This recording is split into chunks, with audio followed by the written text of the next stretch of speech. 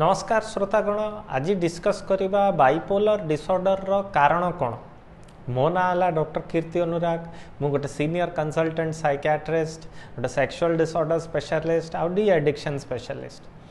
तो bipolar disorder row major कारण आसे मस्तिष्क रे रसायन रो डिसरेगुलेशन किंबा ऊपर तल हेले ही हुए। मानिया स्थिति रे सेरोटोनिन किंबा डोपामिन रो लेवल बढ़ी जाए। आउ डिप्रेशन रे सेरोटोनिन और डोपामिन रो लेवल कमी जाए, जहाँ जो कि यही भलिया लक्षण देखिया को आसे। आकु छाड़ी किना जदि फैमिली जेनेटिक्स रे असुविधा अच्छी, जमती बापा किंबा माँ को कौनसी भाव में बाइपोलर डिसऑर्डर रे से माने पीड़ित, ताले पिला मानकु भी एटा होबार संभावना बहुत अधिक।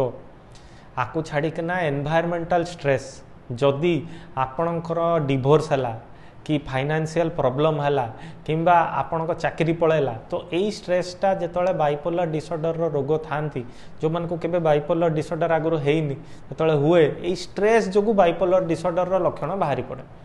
आकु छाड़ी किना हुए किछिटा ड्रग्स, जदि अल्कोहल किंबा आपण मद्यपान बहुत जोर रे करछंती किंबा गंजेई बहुत नौचंती किंबा अफीम खाउचंती, आ जगु भी आपणकर बाइपोलर डिसऑर्डर सिम्पटम्स बाहर से। यही सबू को छाड़देला सबुठ कॉमन जिनस है राति रे न सोई पारिया।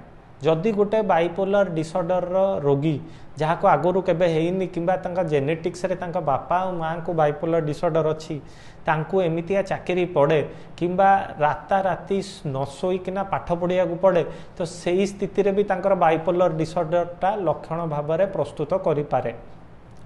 अभी आम बुझा जे केते प्रतिशत लोकों को बाइपोलर डिसऑर्डर आमर सोसाइटी रे अच्छी। तो 1% लोकों को एटा थाए। तो उदाहरण रे नवा कटक सहर में 7 लाख लोक, 7 लाख लोकों भितर 7000 लोक पीड़ित अच्छा बाइपोलर डिसऑर्डर रे खाली आम कटक रे।